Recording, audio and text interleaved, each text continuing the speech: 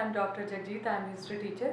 आज हम BA2 semester 4 उसका चैप्टर नंबर 5 तैयार करेंगे। ये चैप्टर है क्रिएशन ऑफ खालसा। खालसा का स्थापन, खालसा को बनाना। ये खालसा क्या चीज़ है? सिख हिस्ट्री के बारे में हम पढ़ रहे हैं चैप्टर 1 से लेके गुरु नानक देव जी, गुरु अंगद देव जी, गुरु अमरदास जी, गुरु रामदास जी, फिर गुरु अर्जन देव जी, गुरु हरगोबिंद जी, गुरु हर राय, गुरु हरकृष्ण, गुरु तेग बहादुर। ये 9वें गुरु गुरु तेग बहादुर जी जो हैं, इनकी शहीदी हुई थी चांदनी चौक दिल्ली में। उसके बाद में उनका बेटा गोविंद राय, जो बाद में गुरु गोविंद सिंह के नाम से प्रचलित हुए, वो 10वें गुरु बने थे। जो गुरु तेग बहादुर जी हैं, दिल्ली की तरफ जाते वक्त अपने बेटे गोविंद राय के हाथ में 5 पैसे और नारियल थमा गए थे 1675 में। 1675 में गुरु बन गए गुरु गोविंद सिंह, 10वें गुरु बन गए। और 1699 में उन्होंने कुछ ऐसा करना चाहा जिसमें पंजाब में एक ऐसी कौम तैयार की जाए जो दूर से ही पहचानी जाए। एक निडर, एक बहादुर कौम होनी चाहिए जिसके मन में कोई डर ना हो, भेदभाव ना हो, सहनशीलता बहुत हो। तो ऐसी कौम बनाने के लिए उन्होंने एक बहुत बड़ा सम्मेलन किया, एक पंडाल लगाया, जिसमें उन्होंने एक नया कौम बनाने के लिए एक जो शब्द यूज़ किया खालसा, कि मैं खालसा साजना चाहता हूँ।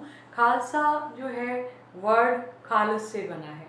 खालस पर्शियन भाषा का शब्द है, फारसी भाषा का। खालस मीन्स प्योर। मुझे प्योर लोग चाहिए जो ऐसे हों, जो बिल्कुल निडर हो। और ऐसा क्यों करना चाहा उन्होंने? गुरु गोविंद सिंह जी जो हैं, गुरु गोविंद सिंह के पिता जो हैं गुरु तेग बहादुर, उनकी शहीदी जो है ये बहुत बड़ा इंसिडेंट मानी गई है, दिल्ली में भी, पंजाब में भी। इसके बाद में बहुत ज़्यादा जो है मुग़लों और सिखों की दुश्मनी पड़ गई। ये जो सारे गुरु हैं, गुरु नानक देव जी से लेके 9वें गुरु तक, गुरु तेग बहादुर जी, अभी तक इसमें सिखिज़म, सिख धर्म, ये ऐसी कोई बात नहीं थी, कोई धर्म वाली बात नहीं है। ये जितना भी फाइट कर रहे हैं, जितना भी बचाव कर रहे हैं, जितनी भी रक्षा कर रहे हैं, ये सारे अपने हिंदू धर्म की रक्षा कर रहे हैं। अब एक नया जो है क्रिएशन शुरू हुआ, जिसमें सिख धर्म को एक पूर्ण रूप मिल गया, कंप्लीट जो है उसकी आइडेंटिटी मिल गई। ये थी खालसा पंथ की स्थापना के बाद में। गुरु गोविंद सिंह जी जो हैं, इनका जन्म पटना में हुआ था 1666 ईस्वी में। इनके पिता इनके जन्म के समय पंजाब में थे, और धीरे धीरे करके जब उन्होंने पंजाब में अपना सेटलमेंट बना लिया, माखोवाल नाम की जगह खरीदी, उसको बाद में चक नानकी नाम दिया, फिर उसके बाद में आनंदपुर साहिब नाम प्रचलित हुआ। ये आनंदपुर साहिब नाम की जगह जो है, ये अगर हम इसको मैप में देखेंगे तो पार्ट ये पंजाब का है, पर बिल्कुल पहाड़ियों से घिरा हुआ है। तो ये क्यों, ये जगह उन्होंने बड़ा ध्यानपूर्वक उन्होंने ये जगह जो है इसका चयन किया, क्योंकि ये एक ऐसी जगह थी जिसके अंदर एंटर करना बहुत मुश्किल था। मुग़लों से भी अपना बचाव किया जा सकता था, और जो पहाड़ी राजा हैं उनसे भी अपना बचाव जो है किया जा सकता था। इसमें किला तैयार कराया था गुरु तेग बहादुर जी ने, और गुरु गोविंद सिंह जी ने इसको आगे बढ़ाया, वहाँ पे अपनी और बड़ी सेना तैयार की। क्योंकि एक तो दुश्मन थे मुग़ल बादशाहों को ये लगता था कि पंजाब में ये गुरु जो हैं ये हिंदू लोगों को भड़का रहे हैं इस्लाम के ख़िलाफ़ एक नया रिलीजन, एक नया पंथ जो है ये अपना शुरू करने जा रहे हैं, जो कि बहुत बड़ा खतरा हो सकता है। इसको वो ख़त्म करना चाहते थे, इसीलिए कई बार अटैक्स होते थे गुरुओं के ऊपर, पंजाब के ऊपर। इसके अलावा जो पहाड़ी राजा है, उन्होंने देखा ये हमारे पहाड़ों के पास में आनंदपुर में इन्होंने अपना किला बना लिया है गुरुजी ने, और वहाँ पे अपनी सेनाएं भी तैनात की हैं, तो इसका मतलब ये हमारे ऊपर भी कभी हमला कर सकते हैं। तो वो भी गुरुजी के दुश्मन बन गए। तो 1699 से पहले गुरु गोविंद सिंह जी को पहाड़ी राजाओं के साथ में भी कई लड़ाइयाँ लड़नी पड़ी। इवन कि ये भी हुआ कि पहाड़ी राजाओं ने मुग़लों का साथ देना शुरू कर दिया, ताकि हम गुरु गोविंद सिंह जी को है अकेले उनको हम इकट्ठे मिलके जो है उनको, उनकी सेनाओं को ख़त्म कर दें। तो गुरु गोविंद सिंह जी जो हैं, उन्होंने ये मन में सोचा हुआ था कि डरने का कोई फ़ायदा नहीं, कुछ ऐसा करना चाहिए जिससे उनके लोग जो हैं और निडर हो जाएं, और ज़्यादा जो है उनमें बहादुरी का एक जज्बा आ जाए और कुछ ऐसा किया जाना चाहिए कि उनकी दूर दूर तक जो है पहचान बन जाए। इसलिए उन्होंने एक दिन चुना 13 अप्रैल का दिन। 13 अप्रैल पंजाब के अंदर एक बहुत ही पवित्र दिन माना जाता है, क्योंकि पंजाब के जो लोग हैं ज़्यादातर एग्रीकल्चरिस्ट हैं, खेती बाड़ी करते हैं, और जो साल की पहली फसल जो होती है गेहूं की फसल, उसकी कटाई, पहला कट जो है उसको लगाया जाता है, वो 13 अप्रैल बैसाखी के दिन में लगाया जाता है। ये बड़ा पवित्र दिन माना जाता है। तो गुरु गोविंद सिंह जी ने इसी दिन 1699 ईस्वी में आनंदपुर साहिब में एक बड़ा जलसा कराया, बड़ा सम्मेलन कराया, सब लोगों को बुलाया कि सारे आओ वहाँ पे। बहुत बड़ा शामियाना लगाया गया, बहुत बड़ा जो है मंच सजाया गया वहाँ पे। तो लोग बैठे हुए थे, गुरुजी का इंतज़ार कर रहे थे। गुरुजी आए, मंच पे आ गए, उन्होंने तलवार निकाली और बोला कि आज ये मेरी तलवार जो है ये खून की प्यासी है, इसको खून की प्यास है। खून की प्यास मतलब किसी का बलिदान चाहिए। अब कौन आएगा आगे, ये बहुत बड़ी बात है। लोगों को लगा कि ये गुरुजी ये करना चाहते थे, हमारा बलिदान मांगना चाहते थे। कुछ लोगों ने उनकी तरफ देखना बंद कर दिया, नीचे देखने लग गए। कुछ लोग धीरे धीरे करके पंडाल में से भागने शुरू हो गए। सन्नाटा सा छा गया कि कौन बोलेगा कि मैं बलिदान देने के लिए तैयार हूँ। गुरुजी ने रिपीट किया यही बात, तो धीरे धीरे करके एक व्यक्ति आगे आया कि हाँ मैं तैयार हूँ बलिदान देने के लिए। गुरुजी उसको मंच के पीछे ले गए, बड़ी ज़ोर से आवाज़ आई, पता लग रहा था कि वो आदमी ख़त्म हो गया। ज़ोर से चीख सुनाई दी गई और खून से भरी हुई तलवार लेके आगे आ गए। और जब गुरुजी गए हुए थे पीछे, बहुत से लोग और चले गए, भाग गए पंडाल में से। कुछ लोग बैठे हुए थे अभी भी देखने के लिए आगे क्या होता है। फिर उन्होंने ललकार लगाई कि मेरी ये तलवार जो है ये खून की प्यासी है, आज इसको बलिदान की ज़रूरत है। देखते रहे लोग। फिर एक व्यक्ति आया, उसको भी ऐसे पीछे ले जाया गया, फिर झटकने की आवाज़ आई और फिर गुरुजी आगे आए। ऐसे करके 5 बार वो आगे आए। एक एक करके 5 व्यक्ति, अलग अलग जातियों के 5 व्यक्ति गुरुजी के पास पहुंच गए। तो गुरुजी एक एक करके उनको पीछे ले जाते रहे। बहुत ज़ोर से आवाज़ आई, पता चल रहा था कि वो ख़त्म हो गए हैं। तो लोगों को ये लगा कि ये गुरुजी ऐसा क्यों कर रहे हैं, ये गलत कर रहे हैं। लोगों के मन में अभी शंका आई थी। तो बाद में गुरु गोविंद सिंह जी उन 5 को सही सलामत लेकर मंच पर पहुंच गए। कई लोगों ने महसूस किया कि हम भी चले जाते, अगर मरना ही नहीं था, अगर बलिदान ही नहीं देना था तो हम भी चले जाते। पर गुरु गोविंद सिंह जी ने ये एक तरह से सिंबलाइज किया था कि मुझे वो व्यक्ति चाहिए जो अपनी जान की बाजी लगाने के लिए तैयार रहेंगे। कि हमारे इलाके के ऊपर ऐसा संकट पड़ रहा है, मुगलों के, पहाड़ी राजाओं के साथ में हमें मुकाबला करना पड़ेगा कभी भी, किसी भी समय। तो ऐसा समय हमारे ऊपर कभी भी आ सकता है कि हमें अपनी जान की परवाह किए बिना उनके साथ में लड़ाई करना पड़ेगा। और मैं यही जज्बा देखना चाहता था, मुझे ऐसे ही लोग चाहिए जिनके अंदर ये जज्बा हो। गुरु गोविंद सिंह जी ने उन 5 व्यक्तियों के लिए एक पानी का बहुत बड़ा जो बर्तन है वो तैयार किया और उसको तलवार से घोलने लगे। 5 बाणियाँ, जो आदि ग्रंथ में 5 बाणियाँ लिखी हुई हैं, वो पढ़ने लगे, बोलने लगे। तो वहाँ पे एक लेडी माता साहिब कौर आई, और माता साहिब देवा उनको कहते हैं, साहिब कौर वो बाद में कौर उनका नाम लगा। उन्होंने बोला पानी मीठा होना चाहिए, उस पानी में पताशे डाल दिए। और गुरु गोविंद सिंह जी ने उस पानी को तलवार के साथ, तलवार किस चीज़ को सिंबलाइज करती है, बहादुरी को, हथियार है, उससे घोला और उन 5 व्यक्तियों को एक एक करके पिला दिया। फिर बाद में उनसे वो पानी पी लिया। और उस पानी को पीते वक्त ये नहीं देखा कि पहले कौन पी रहा है, बाद में कौन पी रहा है। उनमें जो व्यक्ति हैं शूद्र जाति के भी थे, पर इसका ये सबसे बड़ी बात ये थी कि जाति का भेदभाव जो है वो ख़त्म कर दिया था। गुरु गोविंद सिंह जी ने ये जब स्थापना की, उन्होंने क्या बोला, मैं आज खालसा की साधना कर रहा हूँ, मुझे एक खालस कौम चाहिए, एक पंथ ऐसा हम बनाएंगे जिसमें जो सारे लोग हैं वो प्योर होंगे, खालसा होंगे। तो खालसा में कुछ उन्होंने नए इंजंक्शंस दिए। वो क्या दिए कि जब भी ये लोग एक दूसरे से मिलेंगे तो एक दूसरे को क्या बोलेंगे, वाहिगुरु जी का खालसा, वाहिगुरु जी की फतेह। कि खालसा जो है परमात्मा का है और खालसा की हमेशा जीत रहेगी। इसके अलावा जो भी इसमें शामिल होंगे वो अपने नाम के साथ में, अगर आदमी है तो सिंह लगाएगा, अगर औरत है तो अपने नाम के साथ में कौर शब्द लगाएगी। यहाँ ये क्या सिंबलाइज करती है कि आदमियों और औरतों में कुछ भी डिफरेंस नहीं छोड़ा, औरतों को भी खालसा में बीच में शामिल करने के लिए वो बड़ी आसानी से तैयार थे। अगर आप कहीं और देखते हैं तो औरतों को शमूलियत जो है बहुत देर बाद में मिलती है, पर यहाँ पे साथ ही साथ उन्होंने लेडीज़ के लिए भी बोला कि अगर वो भी इसमें शामिल होती हैं तो वो अपने नाम के साथ में कौर शब्द लगाएंगी। इसके अलावा जो भी इसमें शामिल होता है वो कभी भी किसी नशे का सेवन नहीं करेगा। जो भी आदमी इसमें शामिल होता है वो पराई स्त्री की तरफ बुरी नज़र नहीं डालेगा, उसकी रक्षा करने के लिए हमेशा तैयार रहेगा।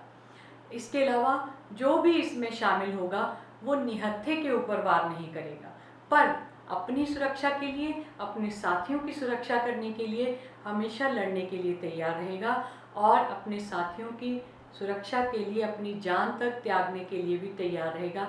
अपने पंथ को, अपने धर्म को बचाने के लिए भी वो अपनी जान की बाजी तक लगा देने के लिए कभी नहीं डरेगा।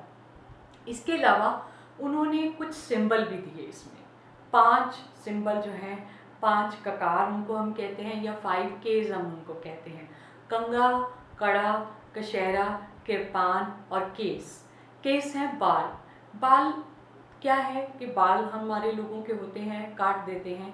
तो गुरु गोविंद सिंह जी ने ये पांचों चीज़ों की जो इम्पोर्टेंस है उनके हिसाब से उनको रखने के लिए बोला, क्योंकि जंगलों में घूमेंगे, अलग रहेंगे तो उनको बालों को कटाने के लिए समय नहीं मिलेगा और उन बालों को साफ भी करना है तो कंघे की ज़रूरत पड़ेगी। कड़ा जो है ये हम बाजू में पहनते हैं, ये एक बेसिक हथियार बन जाता है। अगर कोई दुश्मन सामने आता है तो ज़ोर से उसके ऊपर कड़ा भी पड़ जाए तो ये एक बेसिक हथियार होता है। कशहरा ये एक वस्त्र है जो धारण किया जाएगा और किरपान जो है ये एक हथियार है जो अपने आप को बचाने के लिए या अपने साथियों की रक्षा करने के लिए हम एक हथियार की तरह इसको इस्तेमाल कर सकते हैं।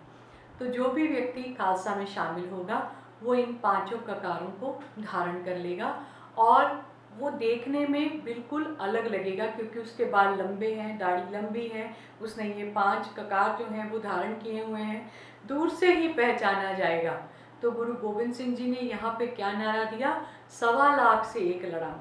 अगर दुश्मन के 1.25 लाख व्यक्ति हैं तो मेरा एक ही सिख जो है उनके साथ लड़ेगा, उनके ऊपर भारी पड़ जाएगा।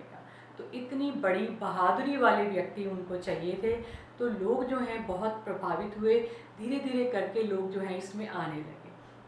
तो ये सारा है खालसा पंथ की स्थापना, जो उसका इंसिडेंट, घटना, कैसे कैसे खालसा पंथ की स्थापना हुई और उनके अंदर जो नए इंजंक्शंस हैं वो क्या हैं और जो नए सिंबल्स हैं वो क्या है। इसके बाद में खालसा पंथ जो है इसके कारण क्या थे। कारण मुगलों और सिखों की दुश्मनी बढ़ रही थी, मुगलों के अत्याचार बढ़ रहे थे, मुगल जो हैं बार बार हमला करते थे पंजाब के ऊपर। इसके अलावा पहाड़ी राजाओं का भी बहुत ज़्यादा डर था कि वो अब हमला करेंगे, अब हमला करेंगे। इसके अलावा जो गुरु तेग बहादुर जी की शहीदी है ये बहुत बड़ा इंसिडेंट था। तो गुरु गोविंद सिंह जी ने खालसा पंथ की स्थापना इन सब चीज़ों से निकलने के लिए की। अब खालसा के सिग्निफिकेंस, महत्व, खालसा पंथ की स्थापना से एक नया पंथ जो है पंजाब में चल पड़ा, जिसका नाम पड़ गया खालसा पंथ। और खालसा पंथ के अंदर जो भी लोग शामिल थे उनकी एक नई आइडेंटिटी बन गई, उनकी एक नई पहचान बन गई। दूर से ही पहचाने जाने लग गए कि ये व्यक्ति तो खालसा है, क्योंकि उनके सिंबल्स जो उन्होंने धारण किए हुए थे वो आम लोगों से बिल्कुल अलग थे। इसके अलावा जो लोग खालसा में शामिल हुए वो बहुत ज़्यादा निडर और बहादुर थे, क्योंकि उनको गुरु गोविंद सिंह जी से बड़ी इंस्पिरेशन मिली हुई थी। इसके अलावा जो भी कोई खालसा में शामिल होता था उसको ट्रेनिंग दी जाती थी, मिलिट्री ट्रेनिंग, जो आजकल हम पंजाब का मार्शल आर्ट कहते हैं, गतका कहते हैं। गुरु गोविंद सिंह जी ने अपनी फ़ौजों को तैयार करने के लिए एक नए तरह का मार्शल आर्ट जो है वो स्टार्ट किया था, जिससे कि कम हथियारों के साथ भी वो अपनी सेना के साथ में बाखूबी लड़ाई कर सकते हैं और एक एक व्यक्ति सवा सवा लाख के ऊपर भारी पड़ सकता है। इसके अलावा नाम से भी पहचान हो जाएगी कि ये व्यक्ति जो है खालसा में है। आदमी के नाम के साथ सिंह लगा होगा, औरतों के नाम के साथ में कौर लगा होगा, तो दूर से ही पता चलेगा, सुन के ही पता चल जाएगा कि ये व्यक्ति खालसा में शामिल है। इसके अलावा पंजाब में मुग़लों को जो है बहुत ज़्यादा और चौकसी बढ़ानी पड़ी। मुग़ल जो है पंजाब की तरफ और ज़्यादा हमले करने लगे, क्योंकि उनको ये था कि ये सिख पंथ जो है, खालसा पंथ के लोग जो हैं, ये भारी न पड़ जाए।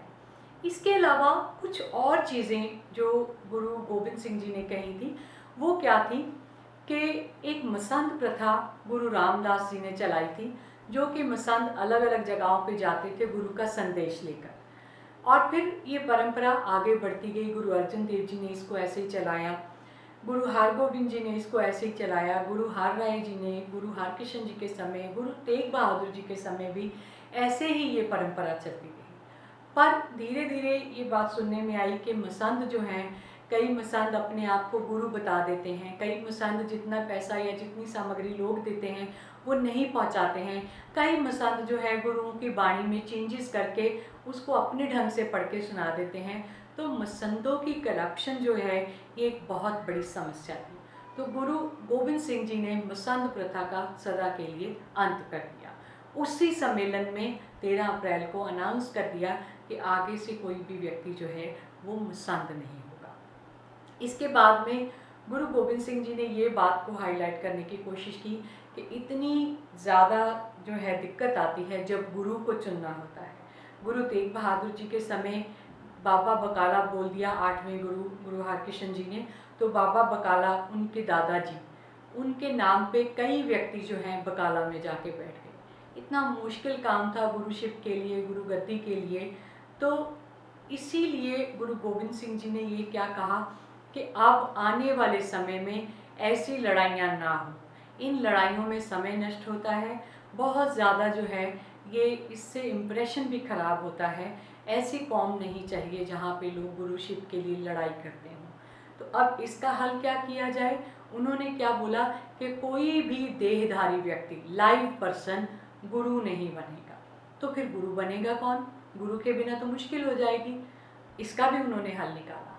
जो आदि ग्रंथ का संकलन किया था गुरु अर्जन देव जी ने 1604 में, उसमें गुरु नानक देव जी, गुरु अंगद देव जी, गुरु अमरदास जी, गुरु रामदास जी और गुरु अर्जन देव जी की खुद की बाणी उसमें शामिल थी। इसके अलावा भट्टों की बाणी और सूफी फ़कीरों की, सूफी पीरों की बाणी, भक्तों की बाणी इसमें लिखी हुई थी। गुरु गोबिंद सिंह जी ने अपने पिता गुरु तेग बहादुर जी की बाणी भी इसके अंदर शामिल करा दी थी, क्योंकि बीच में जो गुरु थे उन्होंने, गुरु हर राय जी जो हैं, गुरु हरकृष्ण जी जो हैं, उनकी कोई ज़्यादा रचनाएं नहीं थी, क्योंकि उनका समय भी कम था, उनकी रचनाएं भी नहीं थी। इसलिए गुरु तेग बहादुर जी की बाणी जो है वो एक अच्छे रचनाकार थे, उन्होंने बहुत सी बाणी लिखी थी। गुरु गोबिंद सिंह जी ने वो बाणी जो है इसमें शामिल करा दी थी। पर गुरु गोबिंद सिंह जी वो खुद भी बहुत अच्छे राइटर थे, बहुत रचनाएं उन्होंने लिखी थी, पर उन्होंने अपनी कोई भी रचना गुरु ग्रंथ साहिब के बीच में नहीं लिखवाई थी। उनका जो रचना है सारी की सारी वो एक अलग ग्रंथ में शामिल है, उसका नाम है दशम ग्रंथ। तो अपने पिताजी 9वें गुरु गुरु तेग बहादुर जी तक की जो बाणी है, उन्होंने क्या बोला, गुरु हमें क्या देता है? गुरु शिक्षा देता है। उन सारे गुरुओं की शिक्षाएं एक ही ग्रंथ में लिख दी, और वो आदि ग्रंथ जो था उसको अब क्या बोल दिया कि ये ग्रंथ जो है ये गुरु कहलाएगा, और उसको क्या कहने लग गए? गुरु ग्रंथ साहिब। अब अगर आप किसी भी गुरुद्वारे में देखते हैं तो गुरु ग्रंथ साहिब एक किताब है, पर अगर आप सही मायने में देखेंगे तो उसको एक ह्यूमन बीइंग की तरह, एक गुरु की तरह ट्रीट किया जाता है।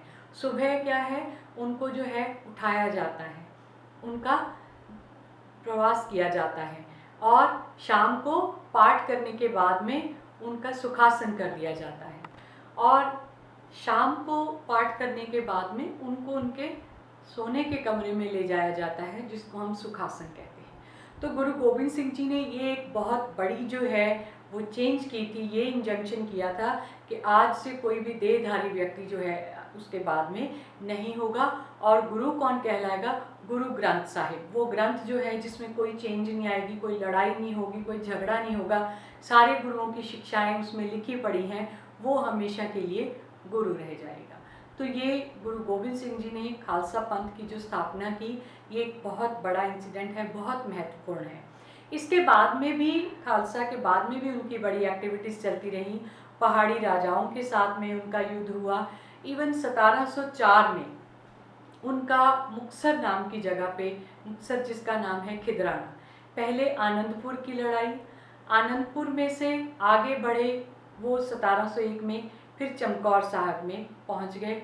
चमकौर साहिब में उनके बड़े 2 साहिबजादे जो हैं वो शहीद हो गए। गुरु गोबिंद सिंह जी कहें कैसे न कैसे करके वहाँ से निकले, उनके श्रद्धालुओं ने उनकी मदद की और फिर आगे बढ़ते हुए खिदराना की तरफ पहुँचे। खिदराना, उनसे पहले उनके 40 व्यक्ति जो हैं वो बोल चुके थे कि हम नहीं लड़ पाएंगे, तो गुरु गोबिंद सिंह जी ने उनको बेदावा लिख के दे दिया था कि आपके साथ हमारा कोई दावा नहीं, आप कहीं भी जाना चाहते हैं तो चले जाइए। फिर उनको धीरे धीरे रियलाइज़ हुआ कि हमारे गुरु कितनी मुश्किल से लड़ाई कर रहे हैं, इतनी मेहनत कर रहे हैं।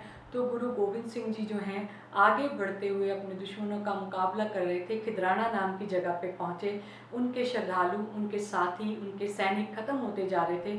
फिर वो 40 सैनिक जो इनके साथ में बेदावा इन्होंने लिख दिया था, वो भी वहाँ पहुँच गए। इतनी बहादुरी से लड़े कि गुरु गोबिंद सिंह जी जो हैं इनकी सेनाओं की जीत हुई। तो उन्होंने मरते मरते गुरु गोबिंद सिंह जी को बोला कि ये बेदावा फाड़ के हमें मुक्त कर दीजिए। उन्होंने मुक्त कर दिया और उस जगह का नाम मुक्तसर पड़ गया। मुक्ति हो गई उन सारे सिखों की, 40 जो व्यक्ति थे उनके साथ में। 40 मुक्ते नाम से हम कई बार उनको याद करते हैं। इसके बाद में गुरु गोबिंद सिंह जी जो हैं अलग अलग जगहों पे घूमते हुए वापस अपनी जगह पे पहुँचे, आनंदपुर पहुँचे और वहाँ से उन्होंने औरंगज़ेब, उस समय के बादशाह को एक पत्र लिखा जिसका नाम था ज़फ़रनामा।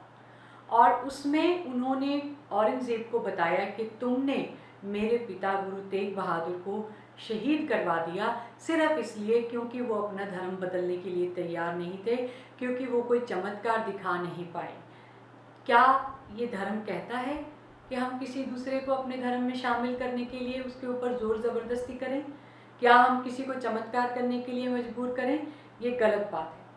औरंगज़ेब गुरु तेग बहादुर की शहीदी के समय दिल्ली में मौजूद नहीं थे और औरंगज़ेब को जितना हम कट्टर समझते हैं, कट्टर मुस्लिम तो था पर इस्लाम का कभी भी गलत वो इस्तेमाल नहीं करता था। उसको पता था कि इस्लाम कभी ये नहीं कहता कि किसी को ज़बरदस्ती मुसलमान बनाया जाए। उसको बहुत बुरा लगा। उसने गुरु गोबिंद सिंह की जो चिट्ठी है उसको पढ़ा और बोला कि आप आइए, आप सामने आके इसका व्याख्यान कीजिए।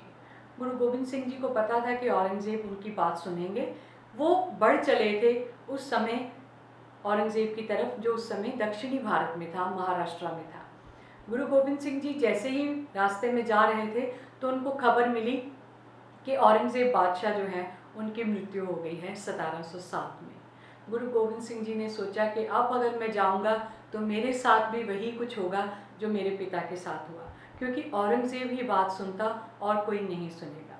पर औरंगज़ेब के बाद में उनका बेटा जो बादशाह बना, उनके गुरु गोबिंद सिंह जी के साथ में अच्छे रिलेशन थे और वही गुरु गोबिंद सिंह जी को अपने साथ में साउथ में ले गए, दक्षिणी भारत में लेके गए। गुरु गोबिंद सिंह उनके साथ में चले गए और कुछ देर दक्षिणी भारत में नांदेड़ नाम की जगह पे वो रहे। वहाँ पे बहुत से लोग उनके श्रद्धालु बन गए, उनके पास आने लगे। गुरु गोबिंद सिंह जी जो हैं उनको शिक्षाएं देते थे अपने गुरुओं की और उनको तलवारबाजी करना सिखाते थे, तीरंदाजी करना सिखाते थे। तो ऐसे में एक पठान व्यक्ति था वहाँ पे मुस्लिम, उसको ये लगा कि ये गुरु जो हैं पंजाब से आए हैं, ये भड़का रहे हैं लोगों को इस्लाम के ख़िलाफ़। तो उसने गुरु गोबिंद सिंह जी के पेट में चाकू मार दिया। बहुत बड़ा ज़ख्म बन गया, टांके लगाए गए। गुरु गोबिंद सिंह जी जो हैं आराम पे पड़ गए। वो बादशाह, मुग़ल बादशाह के साथ में वापस नहीं दिल्ली जा पाए, वहीं रहना पड़ा। वहाँ रहते हुए मरण पट्टी उनका हुआ, काफ़ी हद तक ठीक भी हो गए और वही सारा शिक्षा का काम जारी रखा, श्रद्धालुओं को सिखाते थे। एक बार श्रद्धालु जो है तीरंदाजी कर रहे थे, उनको लगा ये ठीक से नहीं कर रहे हैं, मैं करके दिखाता हूँ। जब तीर खींचने लगे तो पेट के अंदर जो ज़ख्म था वो खुल गया और वो इतना गहरा ज़ख्म था, खुलने के बाद में ठीक नहीं हो पाया, जिससे गुरु गोबिंद सिंह जी जो है उनका आखिरी समय महाराष्ट्र में ही रहा। 1708 में उनका जीवन जो है वो ख़त्म हो गया। गुरु गोबिंद सिंह जी जो हैं 1708 में महाराष्ट्र में नांदेड़ नाम की जगह पे उन्होंने अपना आखिरी समय अपने प्राण त्यागे। धन्यवाद। Thank you for watching. अगर आपको ये लेसन अच्छा लगा हो तो आप इसको शेयर कर दीजिए, और मेरे चैनल पे ये प्लेलिस्ट है जिसमें मैंने बाकी के लेसन्स भी डिस्कस किए हुए हैं। आप उनको भी पढ़ना चाहते हैं, उनको भी सुनना चाहते हैं तो उसको देख सकते हैं। धन्यवाद।